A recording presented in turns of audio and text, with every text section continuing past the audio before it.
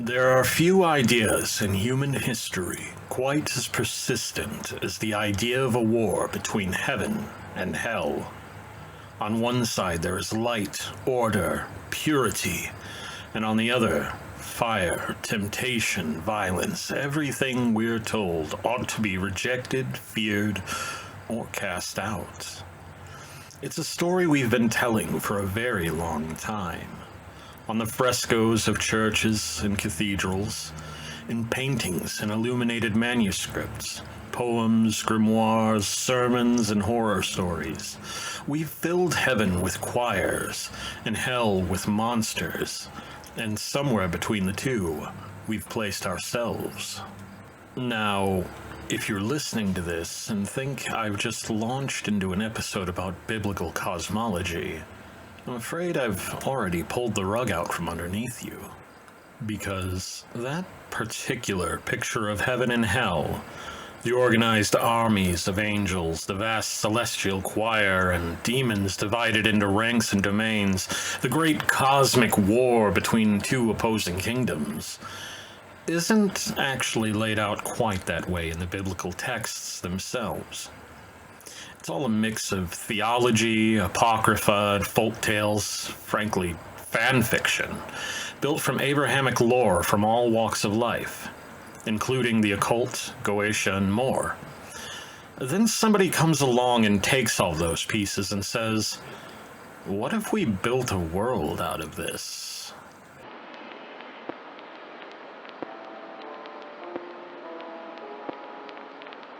Myth and legend, history and hysteria, religion and the far reaches of the occult.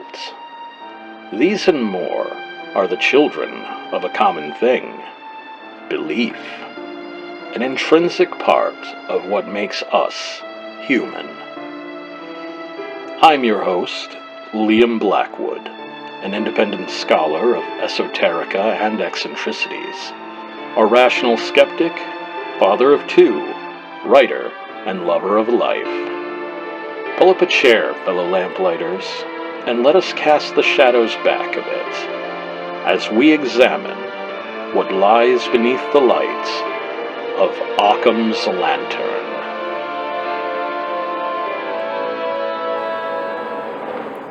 And welcome back to Occam's Lantern.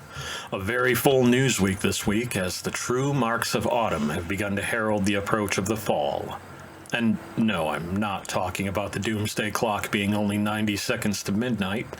I'm talking cooler temperatures and reddening leaves upon the trees. First off, by the time this episode comes out, I will likely have officially sent my membership fee and active application to the Church of Satan. I decided to make a fitting sacrifice, as it were, and trade one cherished object of mine for an immediate means to an end that I've been seeking for some time. Very excited about that. For more information, I highly recommend you check out my earlier episodes. Next, we have a few more projects in the pipeline. First off, a dedicated branding for the entertainment side of things, as I have begun work on content for the Lamplighter Lounge, a space for our creative activities where I will be posting everything from media reviews, occasional game streams, Magic the Gathering, and other tabletop content. The next project is something I've been wanting to do for quite some time now, since I was little as far as I'm concerned. I will be creating a sort of mythology academy fictional media series entitled the Blackwood Institute, going over everything from basic supernatural practices to bestiaries, demonology, grimoire studies, and the like, all presented as a sort of coursework for the initiated format, taking real-world occult and my own personal headcanon on things and weaving them into a video series and more. Think SCP Foundation, Backrooms, Marble Hornets, as far as what I mean in fictionalized nonfiction. Very much looking forward to stepping into the role of my Miskatonic Professor of Occult Studies for those productions, and I hope you are too. This, of course, will be much further down the line as preliminary work has only just begun. Occam's Lantern will remain in the format it is, weekly releases delving into the peaks and valleys of human belief, whereas the others will be more occasional releases and less week to week, as it were. That out of the way, today's episode is very near and dear to my heart. My first experience in the Diablo games would have been around 1999 or so, getting a copy of the original game on PlayStation 1. Sweet Christmas, how is that game even playable with a controller at the time of keyboard and mouse being king? But me and my dad played forgive the pun, the hell out of it, grinding through levels, and there was something just horribly unique about it, even at the time, being a non-turn-based RPG that could be multiplayer at the same time. I mean, frankly, the only other multiplayer games at the time were sports games, fighting games, things like that. So to have an RPG experience that we both enjoyed and were able to play was such a unique thing. And later down the line, we had just gotten our first home computer around the time of the launch of Diablo 2, so we migrated to that and continued through the years. I remember finding a .txt file talking about the Sin Wars and just falling in love with this mythology, and just, oh my gosh, there was so much thought put through this. So, yeah, I think it was around then, too, that my brother got into it as well, played it literally all the way through to the long-awaited and decades later sequel in Diablo 3. Our first real time getting the entire male side of the family together to play, since we all had separate rigs in different houses.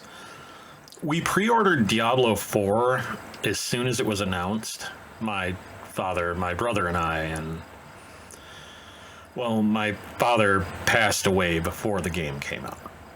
Since then, it's kind of been a tether to him for me. My older brother had fishing trips and other connections, but for me, it'll always be that campfire, surrounded by an eclectic mix of heroes, that hulking barbarian, and the dad ain't got time for fantasy names tag of Buckslayer, always the avid hunter. My first character in Diablo 4 was, of course, a barbarian carrying that same moniker. Since then, every time a new release or bit came out of the lore, I could hear his reaction to it in my head. Usually when he shows up in my dreams, he's still sitting there in front of the CRT monitor, chugging along on D2, showing me his new build or a new mod he found. And so all that to say that it's easy to see why this episode is near and dear to my heart. Back to where we left off before the intro. A world built around a mishmash of iconography grounded in a familiar mythology that isn't the first mythology someone thinks about when they talk about the subject of fantasy RPGs. What does it look like? What does it feel like? Those questions are kind of where the fun begins, because the mythology of Diablo isn't built from one stringent religious tradition. It's a melting pot. You can find pieces of biblical mythology in it, certainly, but you can also find the influence of apocryphal writings, medieval folklore, Jewish traditions surrounding angels and demons, Renaissance occultism, ceremonial magic, demonology grimoires, and the enormous body of art and literature that accumulated around all of those things over the course of centuries. Excuse me. And that's important because we tend to think of Christian mythology as something of itself a collage. I mean, the Bible gives us bare bones basic details. It doesn't hand us a complete organizational chart of the afterlife or provide us with a comprehensive roster of demons, each with job descriptions and preferred methods of torture. There's not a convenient appendix at the back of the New Testament explaining who outranks whom in the celestial bureaucracy. A great deal of that elaborate supernatural architecture developed way later. Some of it came through the Apocrypha, works that existed alongside canonical scriptures but weren't ultimately included in biblical canon. Some came through theological speculation, folklore, or just attempts to reconcile contradictory passages or answer questions that the scripture themselves didn't answer. And some of it came from people doing what human beings have always done when confronted with the unknown.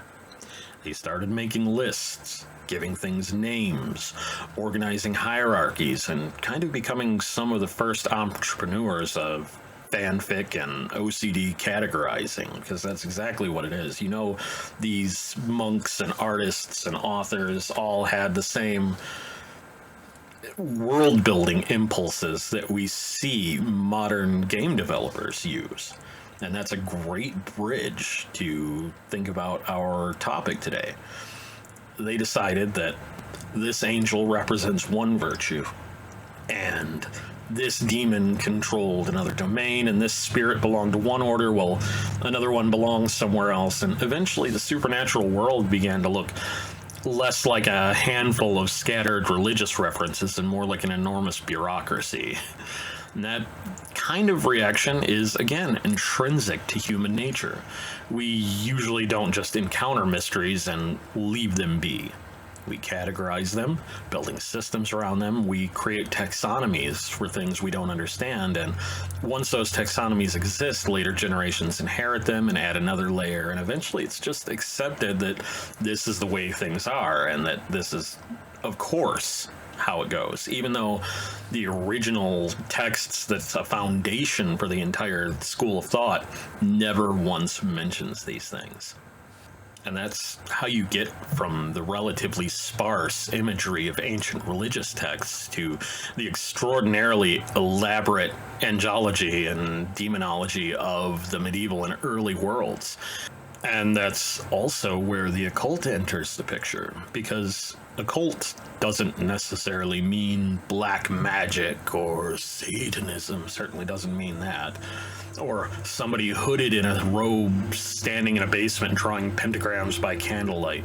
The word itself simply refers to things that are hidden or concealed. And historically, the occult encompassed an enormous collection of ideas: astrology, alchemy, divination, etc., etc. Mostly attempts to communicate with spirits, elaborate systems for understanding the invisible forces people believed operated in the visible world, or at least behind it. Some of these traditions were religious, some were philosophical, proto-scientific, others claimed to be outright magical, and very often they overlapped, and that's what makes this cultural history so interesting.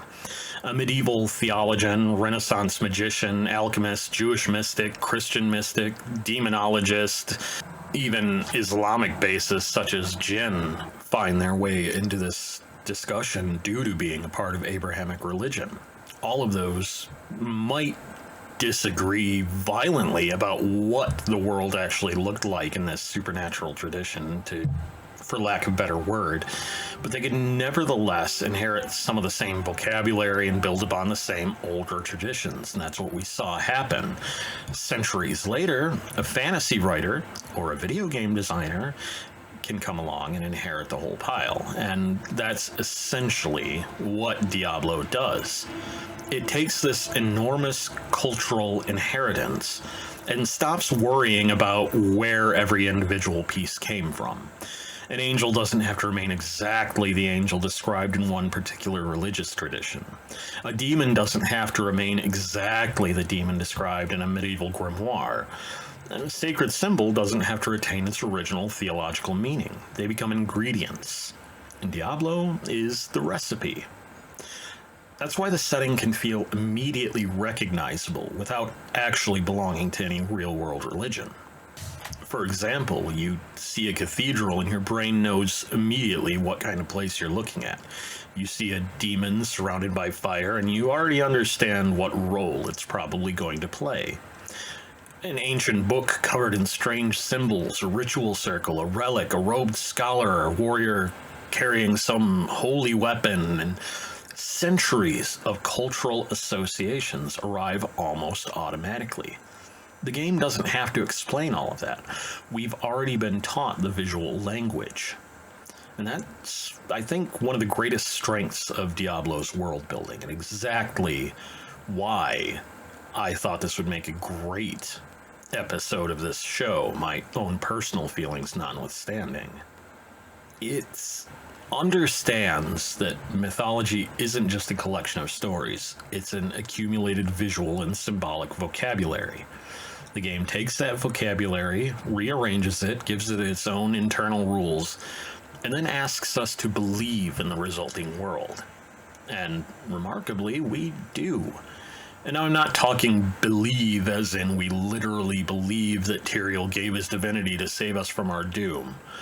I'm talking about belief in the setting. The mythology works even if you're only paying scant attention to it. It doesn't constantly stop the story to remind us that we're playing a video game and say, here's another paragraph of lore you should probably read before continuing. Instead, the mythology itself is woven into the world. You can see it in the architecture, you hear it in the music, you encounter it in the names of places and organizations, in the myriad of books scattered throughout dungeons, the rituals you see being performed, the way characters talk about their enemies and friends, and in the assumptions everyone in Sanctuary seems to have about the world they inhabit. It isn't something bolted onto the setting, rather it is the setting. A distinction I think is really important when we're talking about mythology and fiction. A mythology doesn't necessarily have to convince you that its supernatural events could happen in your world.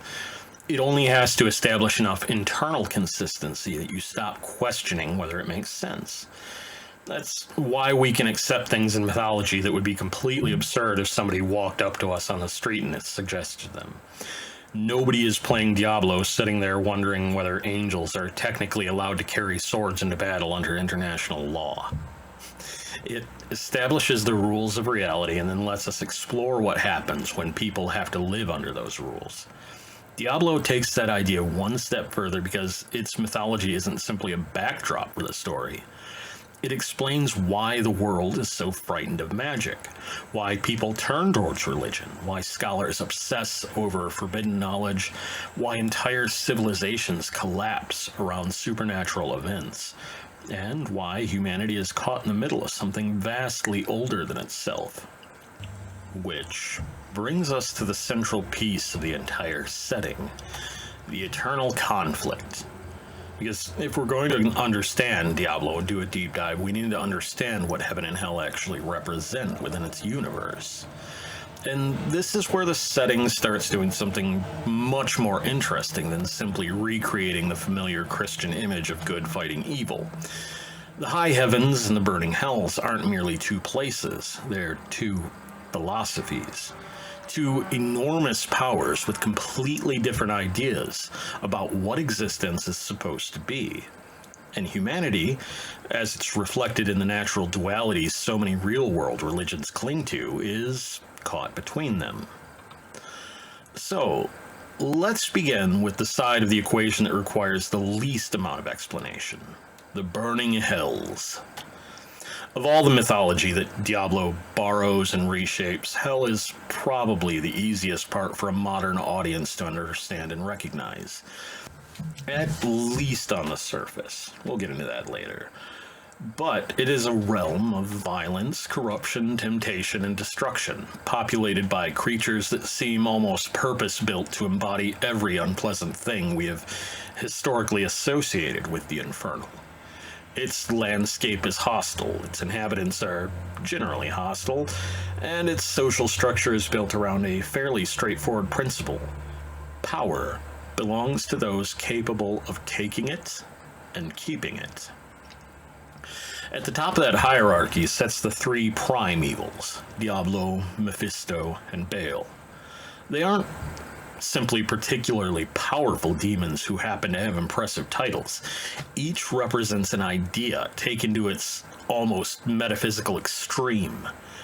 Diablo is terror, Mephisto is hatred, and Baal is destruction.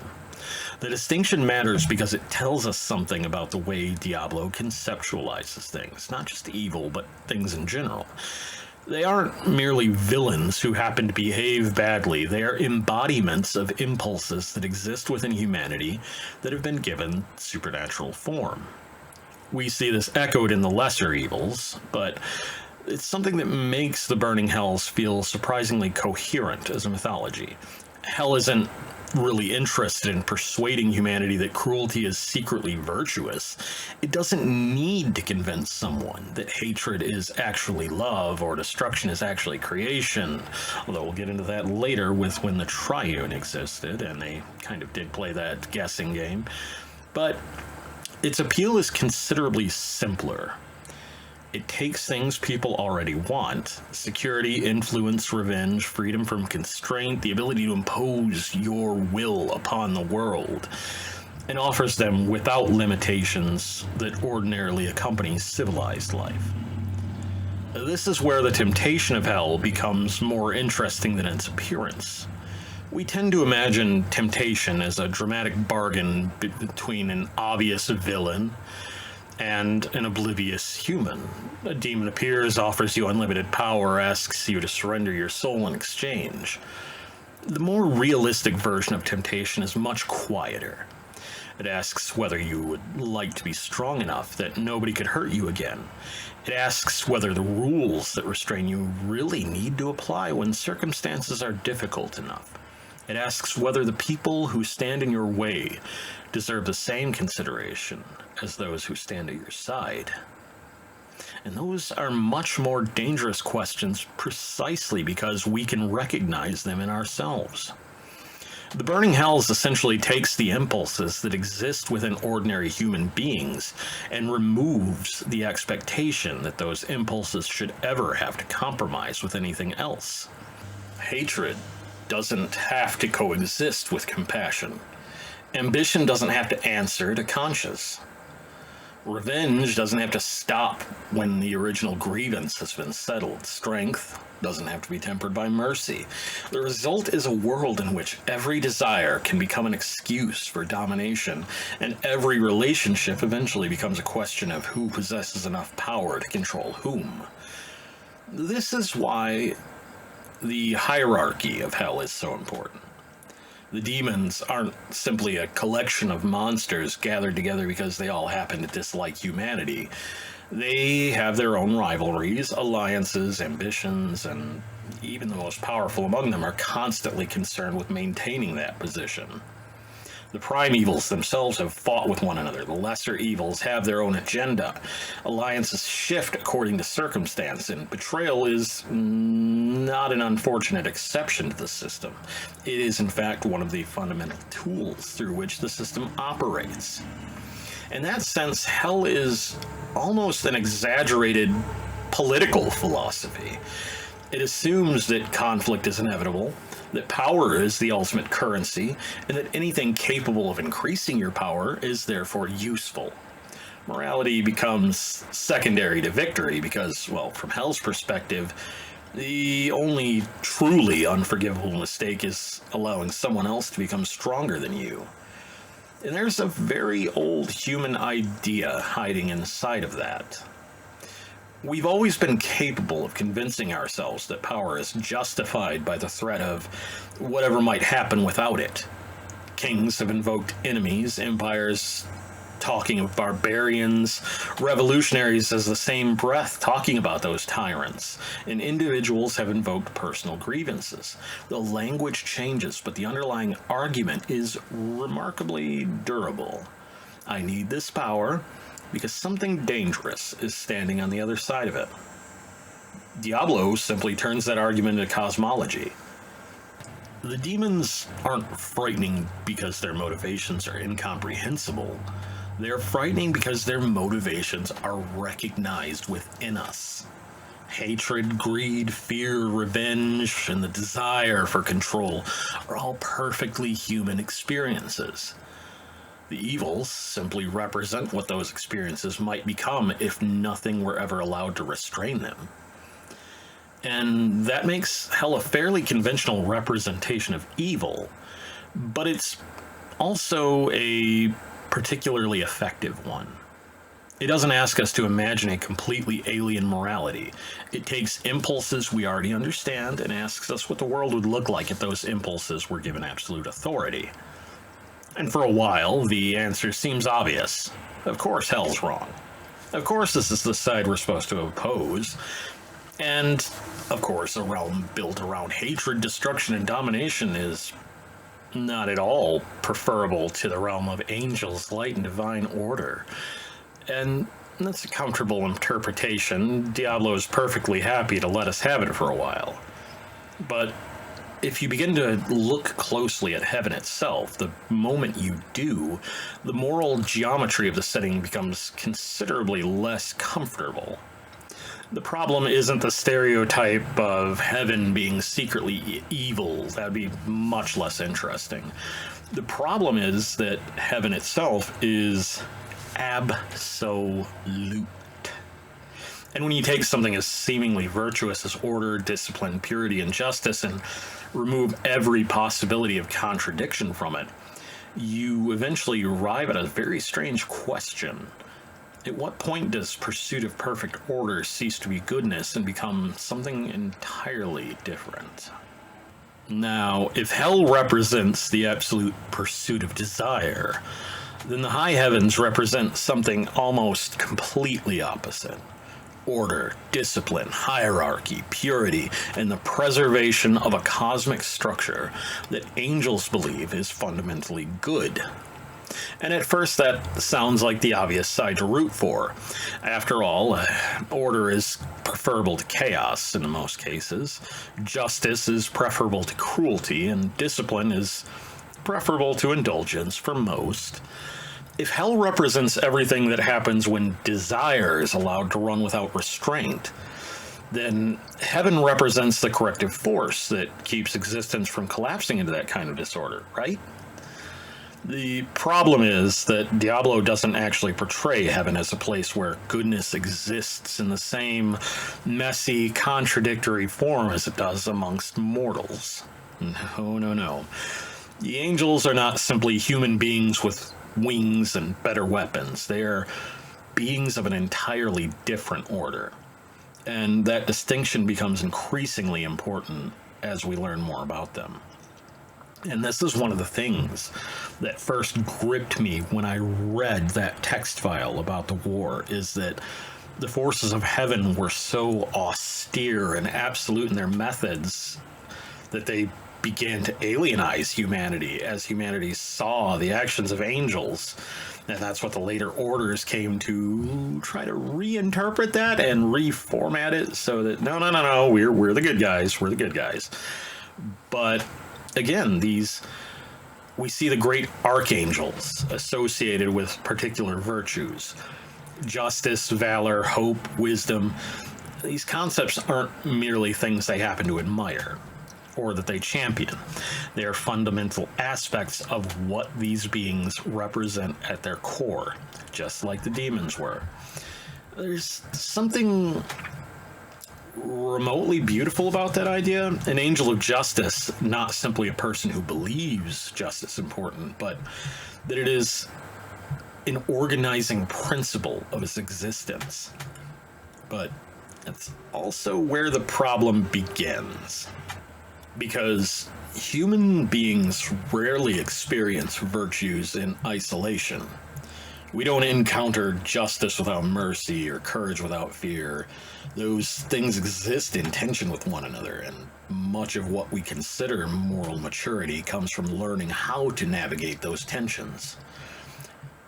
Tempered by mercy, justice produces a very different result from a pure, unfiltered form of justice that recognizes nothing except the rules. Courage without compassion can become recklessness and zealotry. Wisdom without humility can become arrogance and absolution. The angels of the high heavens have a much more difficult relationship with that kind of contradiction. They are embodiments of the principles, and principles taken to their absolute extreme can become extraordinarily unforgiving.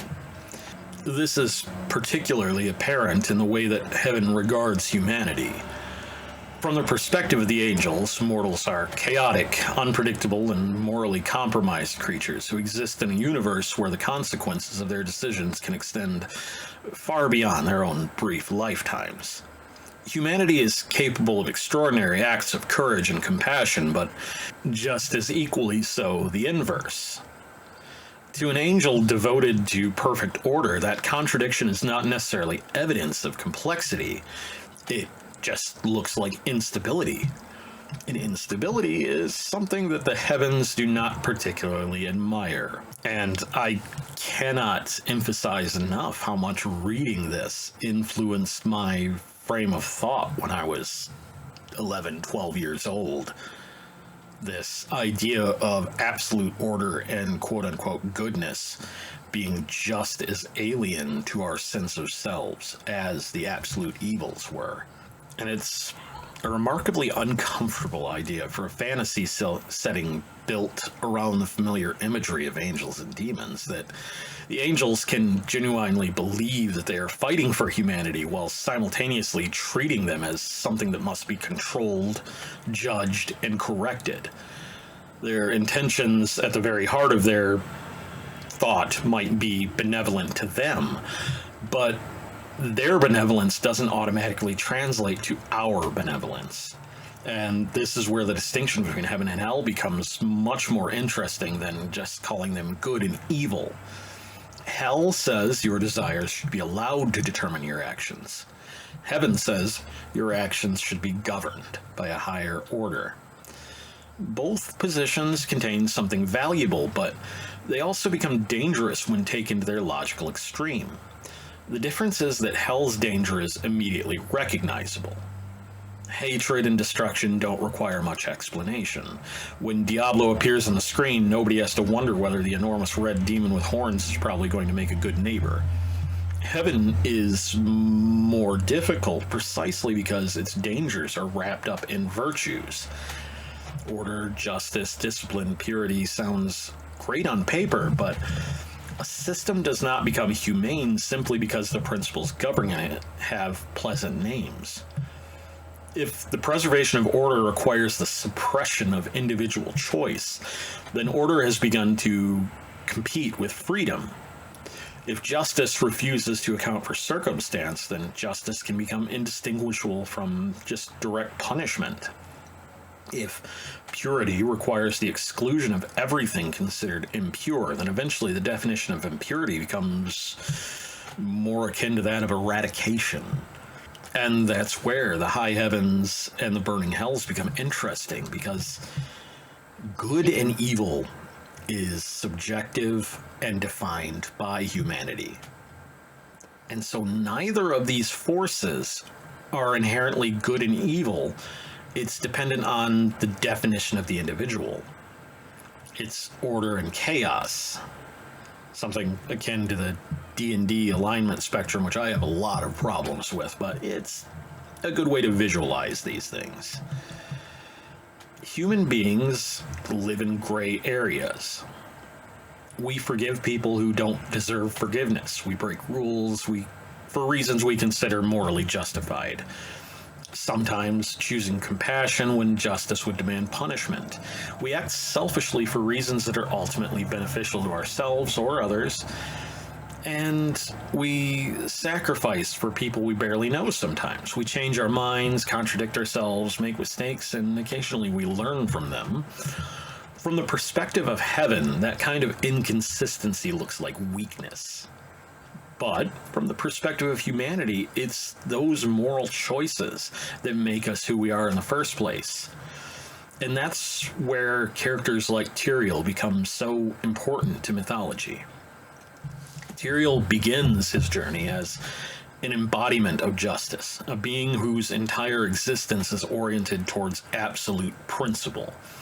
But his relationship with humanity gradually complicates that principle. He doesn't merely observe mortals from the safety of the high heavens like some of the others. He comes to understand them.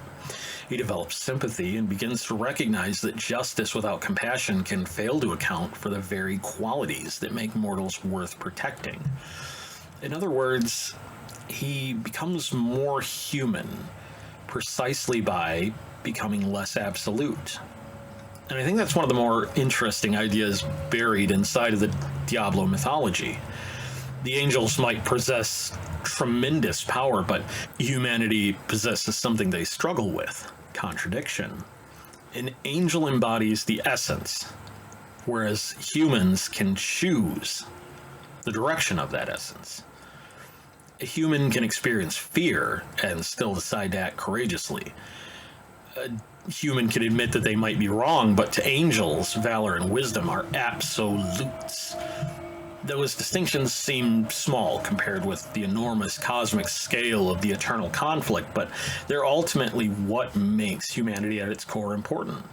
The mortal world isn't valuable because humans are secretly stronger than angels and demons, though we might get into that later.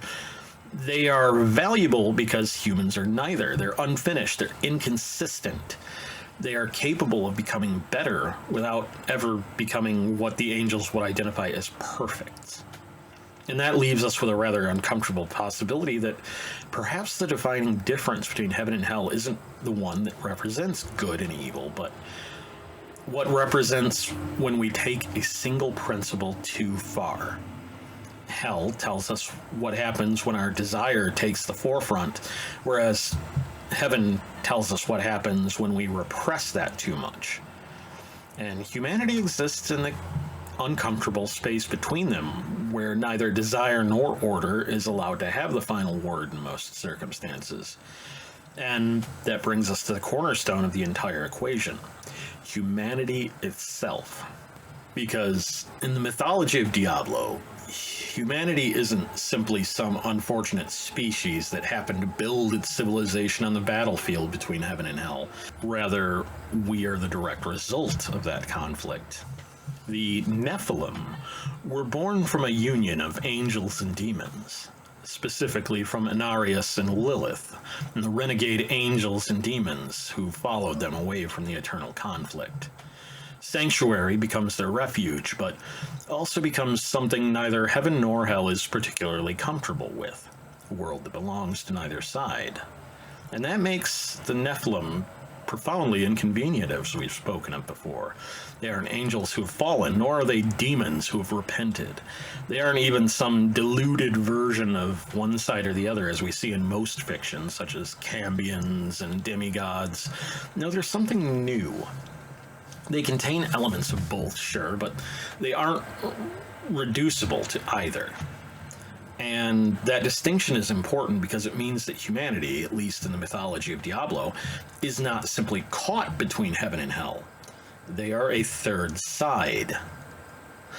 The angels represent order, demons chaos, and the Nephilim are born from both and inherit the potential of either, but they don't have to remain obedient to one. And naturally, the people who created this situation are absolutely horrified by what they've done. Inarius is particularly fascinating here because he represents the contradiction we've already been talking about with heaven. He helped create Sanctuary as a refuge from the eternal conflict, but when the Nephilim began demonstrating the extraordinary power inherited from their angelic and demonic ancestry, that freedom suddenly became a problem. The children weren't supposed to be this powerful. They weren't supposed to challenge the hierarchy. They weren't supposed to be this chaotic. But another thing they weren't supposed to do is demonstrate that something could exist outside of the categories that heaven and hell had established. Inarius and Lilith, and if you want a deep dive into the lore, I'm sorry that we're not going into this here. You'll find better sources elsewhere. There are several channels. I'll try to find one and link a few just for examples, but it would take forever to get into a deep dive of the lore itself. That's not what we're here for. This is going to be a long enough episode as it is. But they weren't supposed to demonstrate that something could exist beyond these categories. So Inarius' solution is to make them smaller, to make them matter less, to make them easier to overlook. The power of the Nephilim was gradually suppressed, their descendants becoming what we now recognize as ordinary humanity. In the mythology, this isn't just an accident of evolution, it is an intentional attempt to keep humanity from becoming something that could disrupt the existing order of the universe. And there's something painfully parental about that almost, even though the circumstances are obviously far more cosmic than anything we experience in ordinary life. A parent looks at a child who is becoming something unexpected and thinks, well, I need to protect you. I need to keep you safe. I need to keep you in line. But there's another possibility hiding inside of that instinct. For some, I need to make sure that you don't become something I can't control.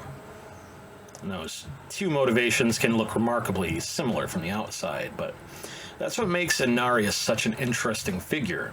His relationship with humanity can be interpreted as a mixture of affection, fear, pride, resentment, almost an obsessive need to restore the order that existed before it was complicated by this offspring of theirs. The Nephilim are, in a sense, the evidence of his rebellion made flesh. They're proof that he stepped outside of the system that he had spent so much of existence serving. And instead of celebrating what that rebellion created, he becomes increasingly concerned with containing it. The irony is difficult to miss.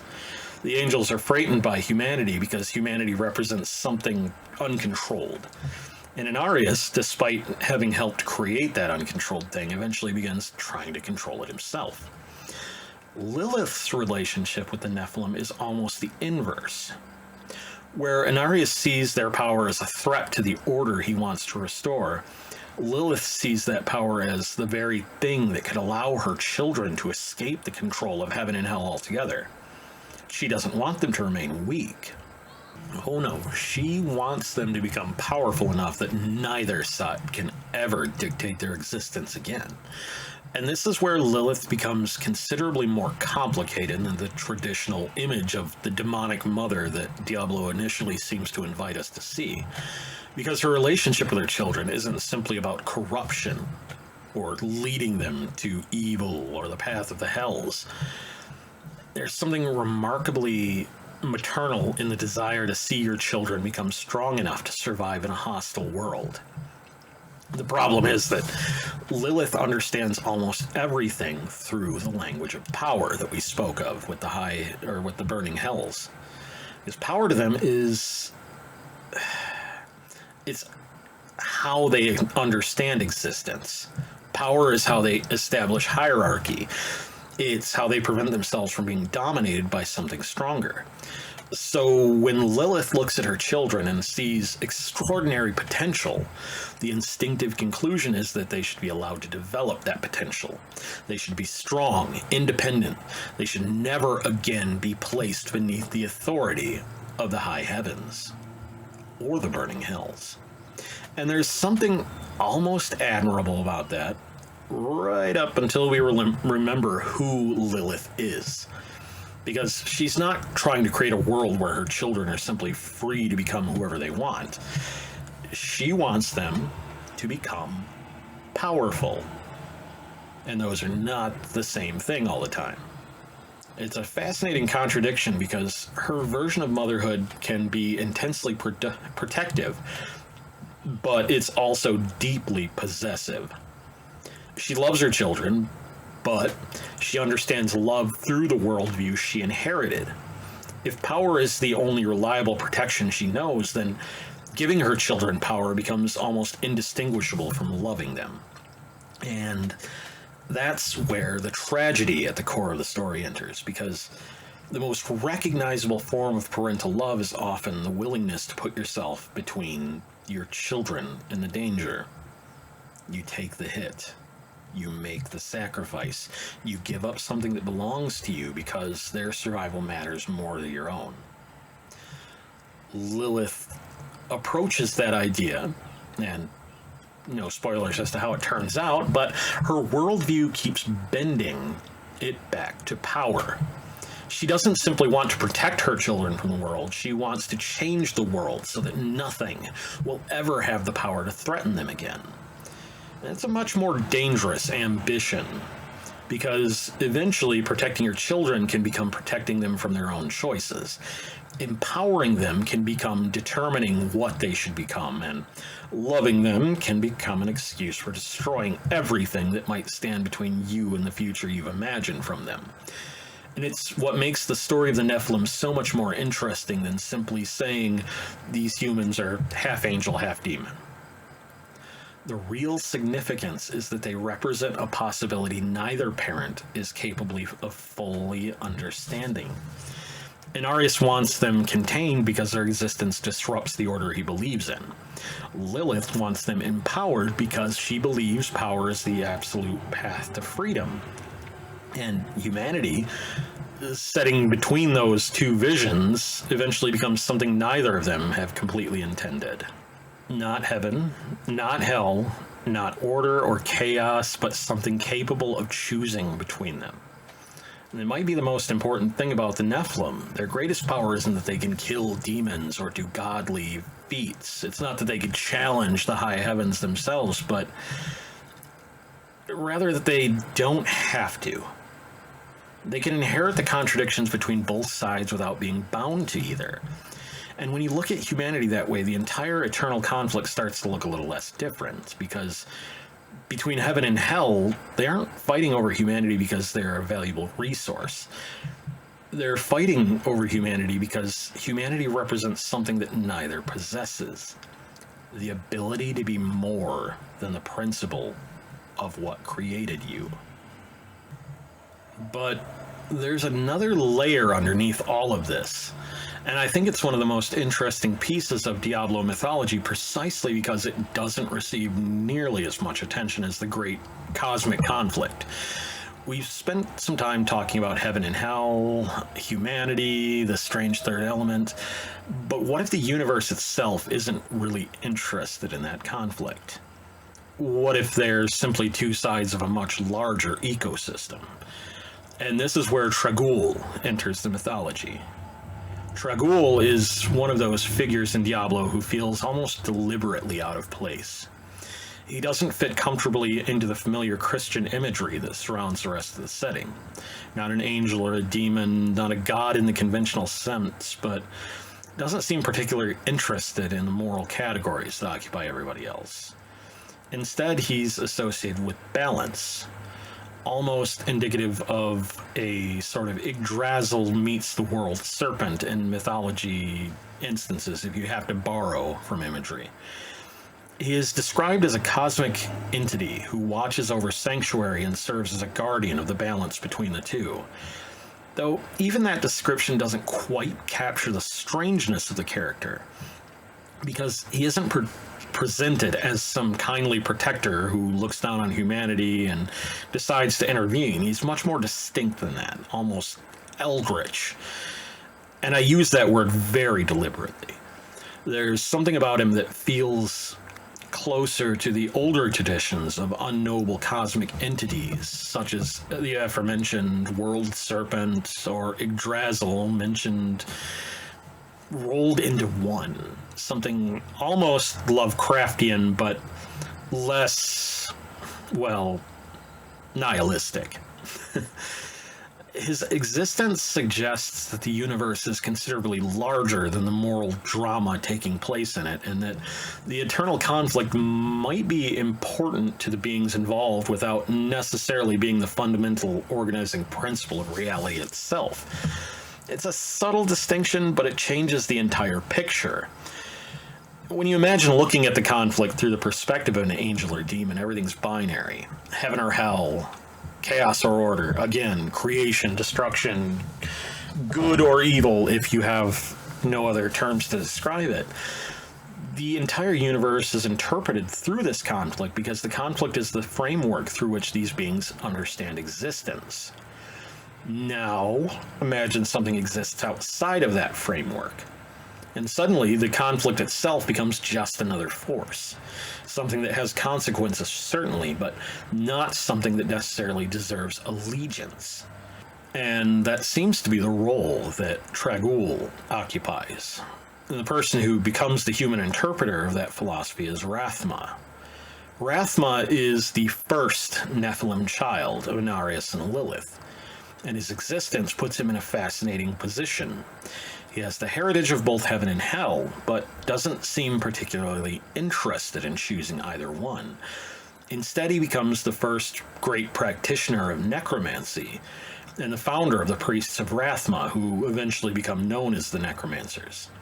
And even the name of that tradition tells us something about what makes it unusual. Necromancy in Diablo isn't simply the cartoon version of a dark wizard who raises skeletons because skeletons look cool. It's an entire philosophy. The necromancers seek to preserve the balance between life and death, and they understand that death is not an enemy to be conquered, but as one of the fundamental forces of existence. And it puts them at the unique position of neither wanting to impose order or form domination through chaos. Humanity is caught between them, and the necromancer says, essentially, neither of you gets to decide. Life and death both have their places, as do creation and destruction. The objective isn't to make one side win, it is to prevent either side from becoming so dominant that the entire system collapses. It makes Rathma's philosophy almost surprisingly mature for a setting that spends an awful lot of time putting enormous swords into the hands of people who then use those swords to solve theological disputes.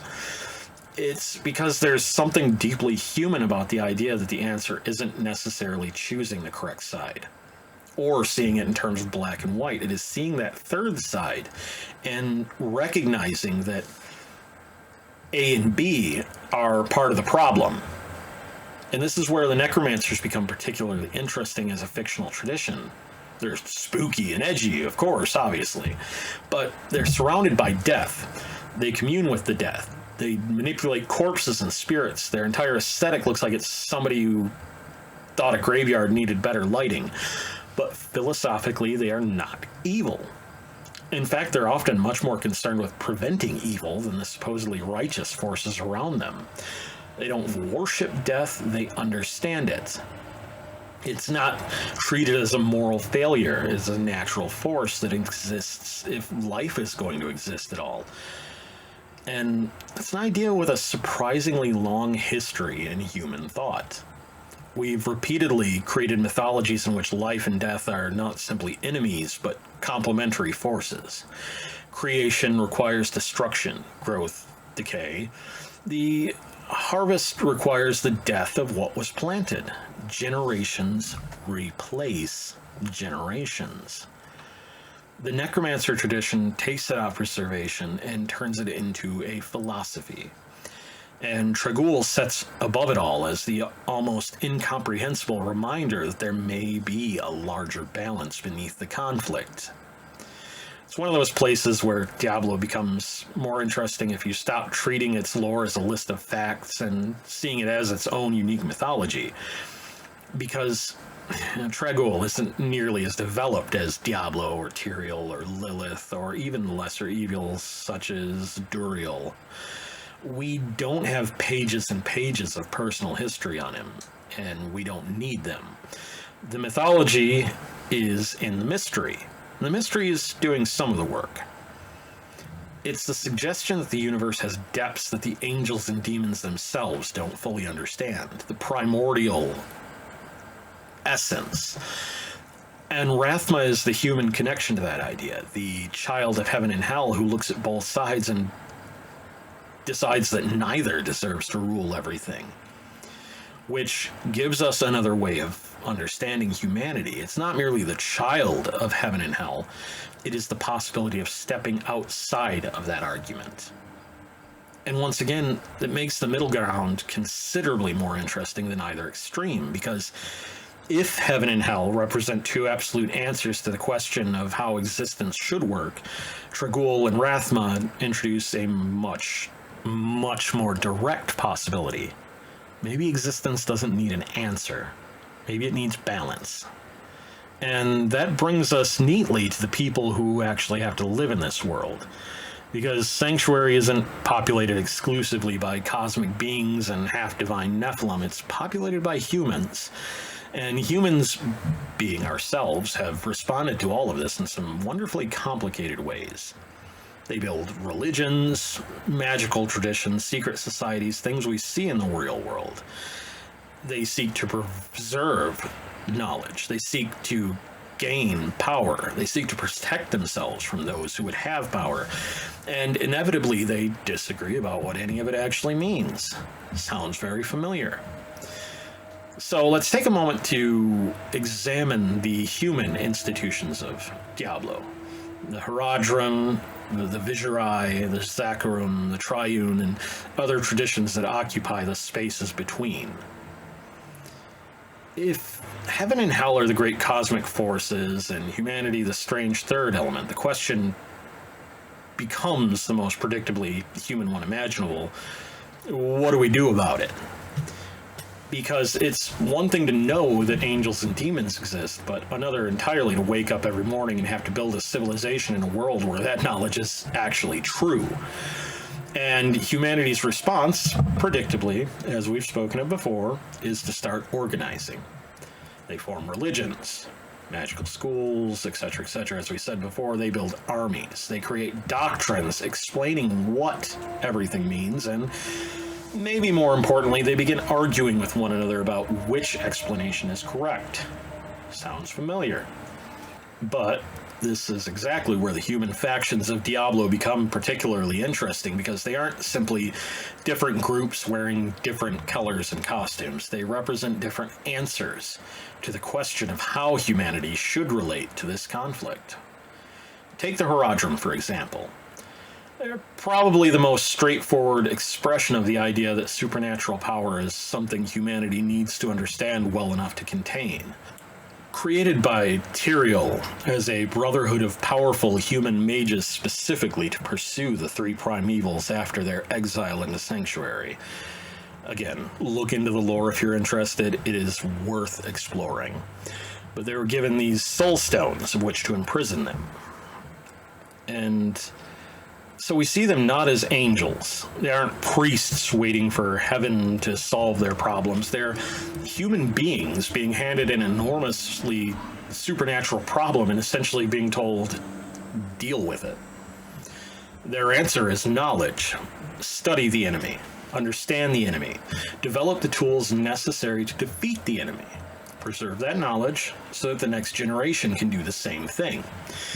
It's academic, almost scientific in its attitude, even though the subject matter is demons and magic. It's very appropriate to the Haradrim's origins. The original brotherhood assembled from several Sanctuary's mage clans, bringing together practitioners who possess different traditions and specialities. The Haradrim therefore represent one of the greatest human impulses towards the supernatural. If something frightens us, understand it. If there's a cosmic force that threatens the world, find a mechanism by which that force can be contained. It's extremely human, but unfortunately that also carries the human weaknesses. Because knowledge creates power, power creates institutions, institutions develop rivalries, and eventually the people who are supposed to be protecting the world start disagreeing about who should be allowed to possess the knowledge they've accumulated. Which brings us naturally to the mage clans, in particular the Vizieri. The Vizieri are an especially good example of what the more dangerous side of humanity's relationship with magic can be. Extraordinarily accomplished practitioners, but their history is also tied to the temptation of demonic magic and the willingness to explore powers that other groups consider too dangerous to touch. And that's a distinction that matters, because the question isn't simply whether magic is good or evil or anything like that, more akin to the question of if knowledge itself has a moral boundary. How much should you be willing to learn if it gives you power? How much forbidden knowledge can you safely possess without being under the control of that power? And most importantly, can you trust yourself to remain the master of something simply because you understand how to use it and have the willpower? The Haradrim answer that power by trying to contain it. The mage clans answer by studying it. Necromancers, of course, have their balance. And then we have another human response that is even more familiar. Faith. The Zakarum begin from a very different premise. Whereas the mage traditions look towards knowledge and magical understanding, the Zakarum look towards the light. Its origins are associated with Akarat, an ascetic whose teachings emphasize the idea that humanity possessed an inner light and should devote itself to resisting darkness. The faith eventually grew from humble beginning movements into a major political and military institution. And this is where Diablo starts doing something particularly clever with its fictional religions. The Zakarum don't feel like a parody of Christianity.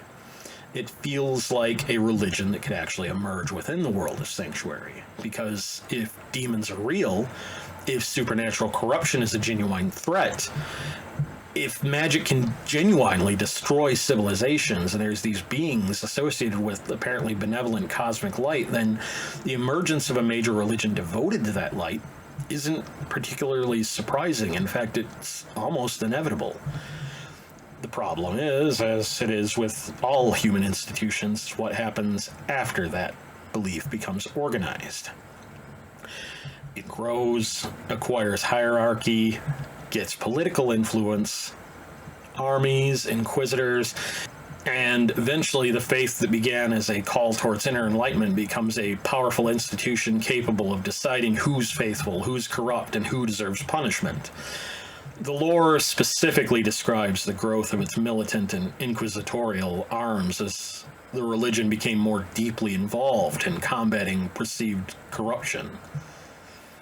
And then, of course, there's the great irony at the center of the Zakarum story, as the very institution devoted to resisting corruption is undermined, influenced, and completely corrupted within by Mephisto, the essence of hatred. Now, it doesn't take very much to make real-world connections as to how hatred corrupts religious organizations, doesn't it? And so we see that each and every one of these answers, these groups, contains something genuinely compelling. It's important because otherwise these factions would just become fantasy versions of the good guys and bad guys, and we'd be right back where we started. Instead, they're competing philosophies. They're different attempts by human beings to make sense of the same impossible universe.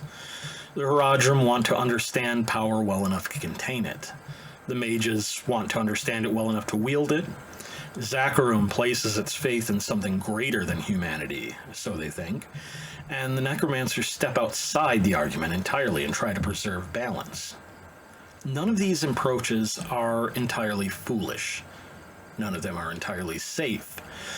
And that's what makes the human side of Diablo so much more interesting than simply having a collection of fantasy factions for the player to fight.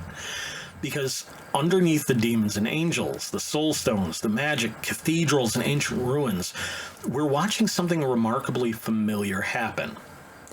Humans discover something powerful. We try to understand it, developing an explanation for it.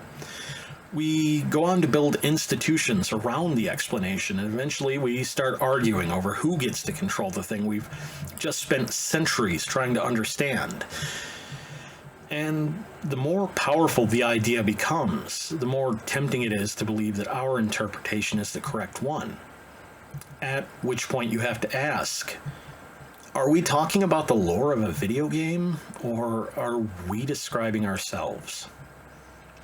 And I think that's probably a good point to leave the great cosmic powers, the secret orders, the ancient demons, and eternal war behind for a moment. We've gone over an hour in length, and, well, before we close this particular door, I want to spend a moment giving credit where it's deserved. Because one of the things I've come to appreciate more and more as I've gone back through the Diablo material for this episode is just how enormous the collaborative effort behind this mythology actually is. There isn't one singular author of Sanctuary. There isn't a Tolkien sitting somewhere in the Blizzard office with a giant manuscript labeled The Complete History of Diablo. In fact, I myself have 6 fully written in-game universe lore books, hardcover, beautiful works of art. Highly recommend looking them up. But I say that to say that this world has been built, expanded, contradicted, revised, clarified, and reinvented by literal generations of writers, designers, artists, and developers. Chris Metzen deserves enormous credit for helping establish the mythology foundations of the setting, particularly the larger cosmology that eventually became the eternal conflict and the mythology surrounding Sanctuary. Flint Dill, I think I'm pronouncing that right, took the accumulated material and helped turn it into something remarkably cohesive through the Book of Cain, giving us a in-universe historical voice through Deckard Cain and helping codify a mythology that had already been developed for years. Matt Burns continued that work within the Book of Tyrael, while writers like Richard Knack expanded Sanctuary through the novels and gave the setting room to exist beyond the games themselves. And then you have the enormous number of people whose names most players will never recognize, unfortunately. The writers who built individual quests and characters, the historians and lore teams who kept track of decades of accumulated material, the artists who decided what an angel actually looks like, what a Zakharum cathedral should feel like, and what a Haradrim artifact looks like after centuries in a tomb, or how you visually communicate the difference between heaven and hell without having to put a giant sign over the doorway. The people who wrote the books that appear for 5 seconds on the screen that most people skip over. The people who wrote dialogue that most of us have clicked through because we're already thinking about what piece of legendary equipment we're going to get next. The constructed names, histories, religions, languages, factions, and little fragments of mythology that might ever only be encountered by somebody sufficiently obsessive to go looking for them. And that's the part I want to acknowledge. Because when we talked about Diablo as a mythology, we're talking about a literary world. And it's easy to forget that because it happens to be wrapped around a video game series. But Sanctuary has accumulated the same kind of cultural density that we associate with much older fantasy traditions. There's a creation myth, competing religions, historical eras, languages, etc., etc. And it's not the work of one singular person, it's the work of a village. And, well, I don't think it would be particularly useful to pretend that Diablo is literally equivalent to Tolkien or George R. R. Martin. I do think there's something worth recognizing in the comparison. Tolkien built an extraordinary mythology around Middle-earth. Martin built an enormous historical and political world around Westeros and its surrounding cultures. The Diablo team has done something different, but in some ways equally ambitious. They've built a mythology that exists across games, novels, source books, artwork, and environmental storytelling that tells decades of accumulated fictional history. And they've done it on a scale that's frankly ridiculous. Thousands of tiny pieces. But you put them together and you get a world that feels like it existed before you arrived. And that's the real achievement. That's not every piece of lore is perfect. Not every retcon works. Every character hasn't exactly been handled consistently over this 30 years of existence.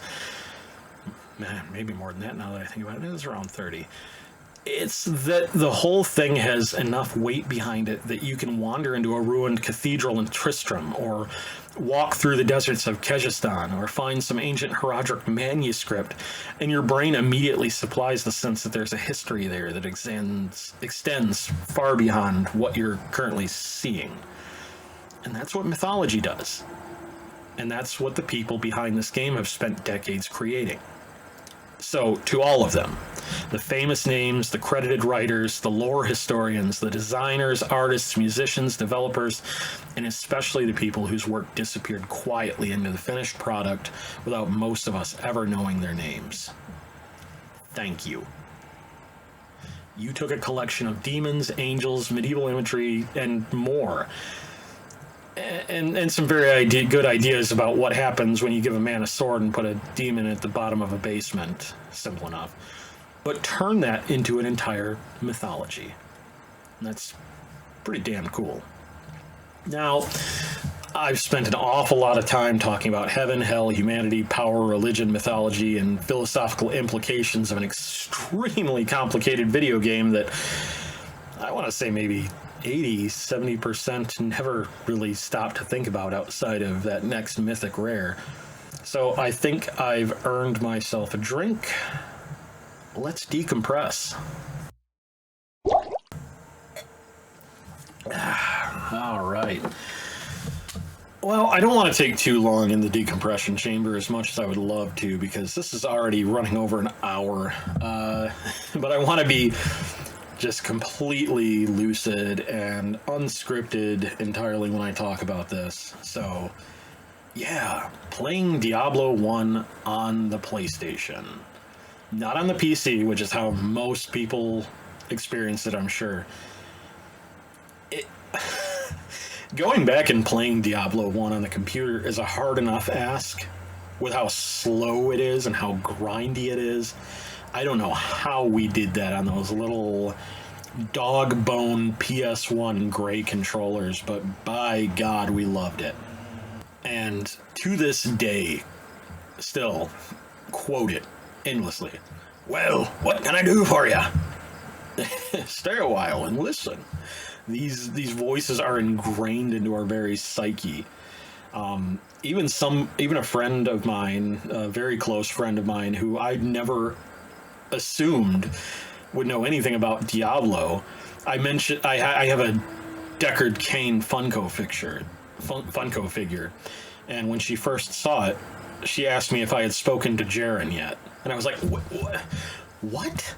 How do you know?" It's amazing. It's not quite universal, but those who know. On the back of my hat, I have a Herodric emblem that I got from the Diablo 4 collector's kit. And when I posted a picture of it, Dr. Robert Eng, whose books I own, who's a respected member of the Church of Satan, saw it and says, nice Herodrum pen. And so it's this kind of underlying culture of love and respect for the lore, for the core of this setting. And again, I have spooled through my collection of 6 lore books. Every time a new one comes out, I don't care where I am tracking it down and buying it, because these things are a labor of love. They look beautiful, they've got embossed covers, they're pretty cheap for what they are. And it's all written in universe, so you could use these as props. I've always wanted to run a tabletop D&D-esque game set in Diablo, but my tabletop crew isn't as familiar with the setting as I am, so that would be a little weird. What else can we talk about? Oh my gosh, the amount of time I've spent in modded Diablo 2, that I went back and played it with the remastered edition, and I'm like, oh, wait, all the stuff I remember is mostly from mods. Then Diablo 3 came out, and we were all excited. We all got to play it at the same time. It was the 3 of us. And, it was a good game. But it kind of did its own thing. Graphically, it looked like a more subdued World of Warcraft, and I get it. That's where Blizzard was going with the graphic design at the time. Didn't quite land, but I thought it was still good.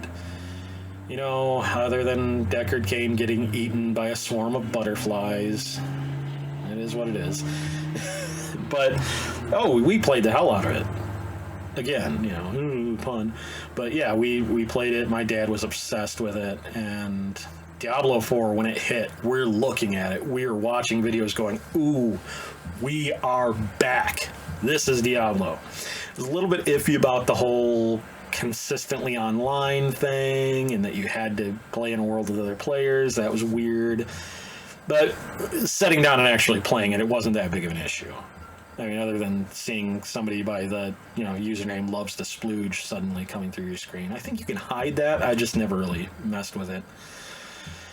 But, yeah, I mean, we pre-ordered it for Dad, and he passed away, and it was rough. But when the game came out, I was like, gosh, let's do this.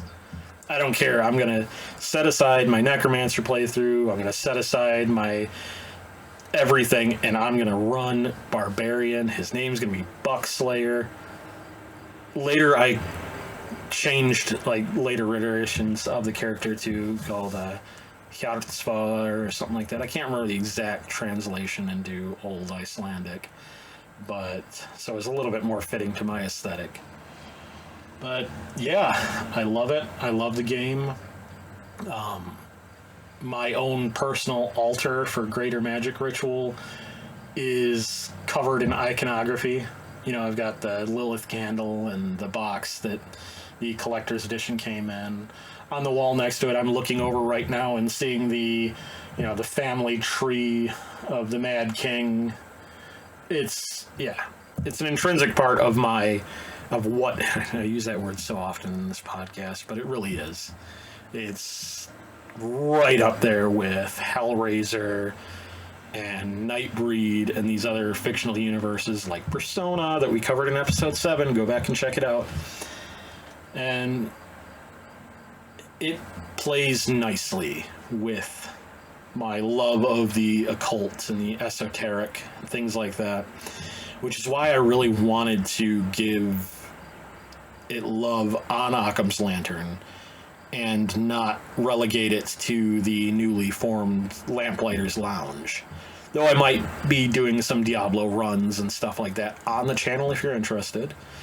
But that being said, we're running into probably what's the longest video we've had so far.